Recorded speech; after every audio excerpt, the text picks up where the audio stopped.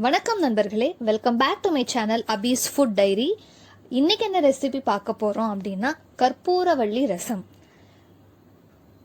Monsoon season வந்து start ஆயிடுச்சு, பருவமழை தொடங்கியாச்சு. நிறைய பேர் பார்த்தீங்கன்னா அந்த ரன்னிங் நோஸ், சளி, இருமல், காய்ச்சல், தொண்டை கரகரப்பு இதனால சஃபர் பண்ணுவாங்க. ஸோ அவங்களுக்கு வந்து பெஸ்ட் ஹோம்மேட் ரெமெடி பார்த்தீங்கன்னா இந்த கற்பூரவள்ளி. இந்த கற்பூரவள்ளியை ஓமவல்லி அப்படின்னு சொல்லுவோம். இது வந்து ஒரு ஹர்ப் அப்படின்றதுனால, மூலிகை அப்படின்றதுனால இதை நிறையவும் எடுத்துக்க கூடாது. ஸோ வந்து ஒருத்தருக்கு 2 இலை இல்லை 3 இலை அப்படின்ற ஒரு நம்பர்ஸ்ல நம்ம வந்து இதை நம்மளுடைய மெனுவில் வந்து எடுத்துக்கலாம். ஸோ ரசமாவோ, சூப்பாவோ, துவையலாவோ அந்த மாதிரி வந்து நம்ம எடுத்துக்கலாம். எல்லா வகையான நுரையீரல் பிரச்சனை, சுவாச பிரச்சனை, ஆஸ்துமா, சைனஸ், குழந்தைங்களுக்கு பார்த்தீங்கன்னா இந்த மார்பு சளி இருக்கும். ஸோ செஸ்ட் கன்ஜஷன், மூக்கடைப்பு, இதுக்கெல்லாம் பார்த்தீங்கன்னா ஒரு பெஸ்ட் ரிலீஃப் இந்த ஓமவல்லி இலை. ஓமவல்லி வந்து ஒரு பெஸ்ட் கிருமி நாசினி. இது எல்லா வகையான வைரல் அண்ட் பாக்டீரியல் இன்ஃபெக்ஷன்ல இருந்தும் நம்மள வந்து ப்ரொடெக்ட் பண்ணும். நெக்ஸ்ட் பாத்தீங்கன்னா தக்காளி எடுத்துக்கலாம். நான் இதுக்கு வந்து புளி யூஸ் பண்ணல. இந்த கற்பூரவள்ளி ரசத்துக்கு தக்காளி எடுத்துக்கிறேன். 2 டேபிள் ஸ்பூன் ஆஃப் துவரம் பருப்பு நம்ம எடுத்துக்கிறோம். நெக்ஸ்ட் 1-2 டேபிள் ஸ்பூன் ஆஃப் தனியா எடுத்துக்கலாம். டைஜஷன் ப்ராசஸுக்கு ரொம்ப நல்லது இந்த தனியா. ஸோ நெக்ஸ்ட் வந்து நான் சுக்கு பவுடர் வந்து ஆட் பண்ணிக்க போறேன். ஸோ பூண்டுக்கு பதிலாக, ஸோ ரசத்துல யூஸ்வலா நம்ம பூண்டு ஆட் பண்ணுவோம். இந்த சுக்கு நல்ல ஒரு ஃபிளேவர் தரும். நெக்ஸ்ட் வந்து 1 டீஸ்பூன் ஆஃப் ஜீரகம், காரத்துக்கு தேவையான அளவு மிளகு,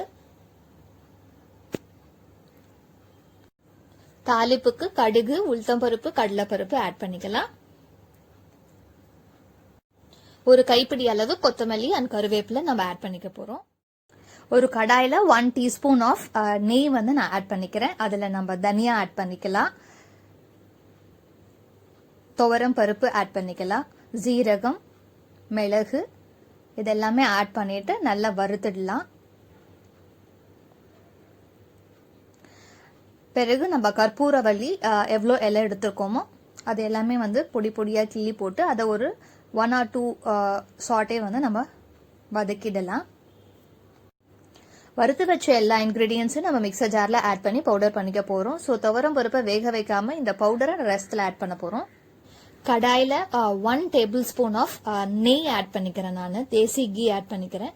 ஸோ தாளிச்சிடலாம். ஸோ கடுகு, உளுத்தம்பருப்பு, கடலைப்பருப்பு போட்டு தாளிச்சிடலாம். ஸோ 2 தக்காளி கட் பண்ணி வச்சிருக்கோம். ஸோ அதை ஆட் பண்ணிக்கலாம். கற்பூரவள்ளி இலையுடைய முழு ஊட்டச்சத்து கிடைக்கிறதுக்கு நான் வந்து இந்த புளிக்கு பதிலாக தக்காளி யூஸ் பண்ணிக்கிறேன். கொஞ்சம் கருவேப்பிலை இலையை வந்து நம்ம கிள்ளி இதில் ஆட் பண்ணிக்கலாம். இந்த ரசம் வந்து ரொம்ப சிம்பிள் ப்ராசஸ் தான். நம்ம பவுடர் பண்ணி தாளிச்சு இது எல்லாத்தையும் வந்து ஆட் பண்ண போகிறோம். ஸோ இப்போ நான் பெருங்காயத்தூள் வந்து ஆட் பண்ணிக்க போகிறேன்.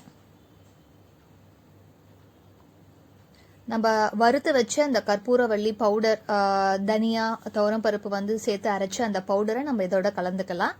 அது வந்து ஜஸ்ட் 1 செகண்ட் வந்து நம்ம வதக்கினாலே போதுமானது. இப்போ நான் சுக்கு தூள் வந்து ஆட் பண்ணிக்கிறேன். தேவையான அளவு வந்து நம்ம வாட்டர் ஆட் பண்ணிக்கலாம்.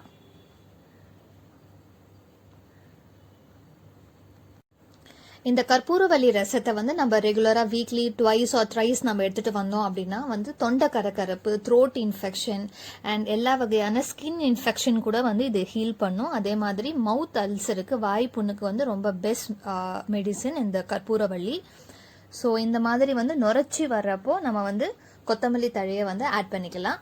ஸோ ரசம் வந்து நிறைய நேரம் கொதிக்கணும்னு அவசியம் இல்லை. ஜஸ்ட் 1 செகண்ட் வந்து பாயில் ஆனாலே போதுமானது. நல்லா நுரைச்சி வந்த பிறகு நம்ம ஃப்ளேம் ஆஃப் பண்ணிடலாம். இந்த கற்பூரவள்ளி ரசத்தை வந்து நம்ம சர்விங் பவுலில் ட்ரான்ஸ்ஃபர் பண்ணிக்கலாம்.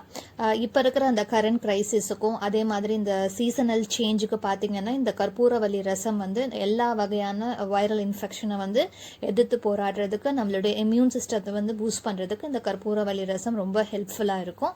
ஸோ உங்கள் எல்லாருக்கும் இந்த ரெசிபி பிடிச்சிருந்ததுன்னா இந்த அபீஸ் ஃபுட் டைரிங்கிற சேனலை லைக் பண்ணுங்கள், ஷேர் பண்ணுங்கள், முக்கியமாக சப்ஸ்கிரைப் பண்ணுங்கள்.